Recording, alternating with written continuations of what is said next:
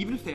Hey everyone, I want to talk about something important today, because it's time to get back to our roots around free expression on Facebook and Instagram. I started building social media to give people a voice. I gave a speech at Georgetown 5 years ago about the importance of protecting free expression, and I still believe this today. But a lot has happened over the last several years.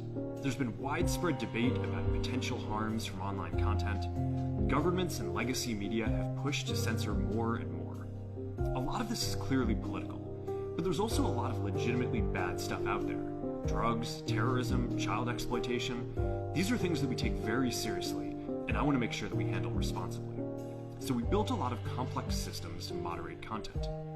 But the problem with complex systems is they make mistakes. Even if they accidentally censor just 1% of posts, that's millions of people.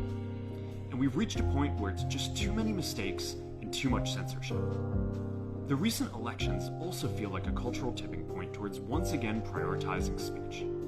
So we're going to get back to our roots and focus on reducing mistakes, simplifying our policies, and restoring free expression on our platforms. More specifically, here's what we're going to do. First, we're going to get rid of fact checkers and replace them with community notes, similar to X, starting in the US. After Trump first got elected in 2016, the legacy media wrote non-stop about how misinformation was a threat to democracy. We tried in good faith to address those concerns without becoming the arbiters of truth. But the fact checkers have just been too politically biased and have destroyed more trust than they've created, especially in the US. So over the next couple of months, we're going to phase in a more comprehensive community notes system. Second, we're going to simplify our content policies and get rid of a bunch of restrictions on topics like immigration and gender that are just out of touch with mainstream discourse. What started as a movement to be more inclusive has increasingly been used to shut down opinions and shut out people with different ideas, and it's gone too far. So I want to make sure that people can share their beliefs and experiences on our platforms. Third, we're changing how we enforce our policies to reduce the mistakes that account for the vast majority of censorship on our platforms. We used to have filters that scanned for any policy violation. Now, we're going to focus those filters on tackling illegal and high-severity violations.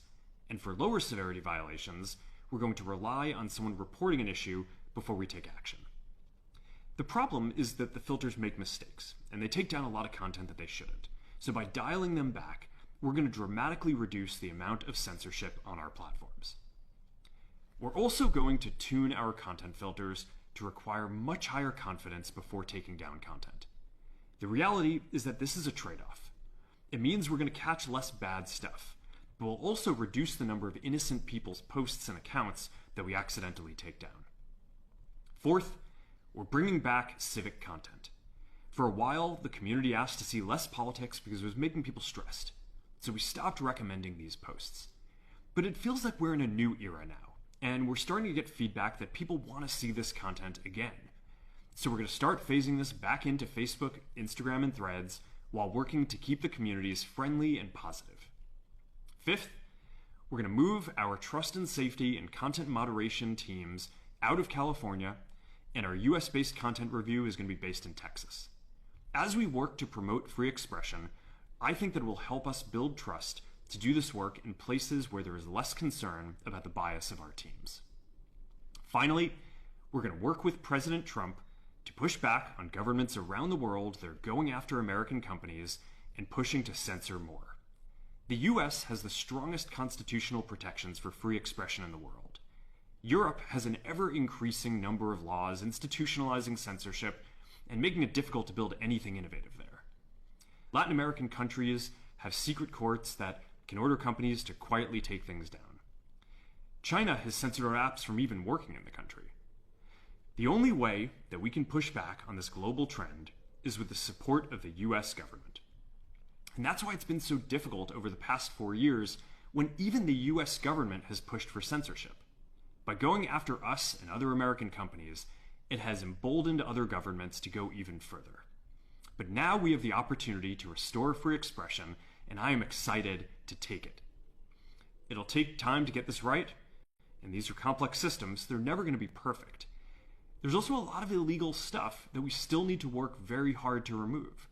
But the bottom line is that after years of having our content moderation work focus primarily on removing content, it is time to focus on reducing mistakes, simplifying our systems, and getting back to our roots about giving people voice. I'm looking forward to this next chapter. Stay good out there, and more to come soon.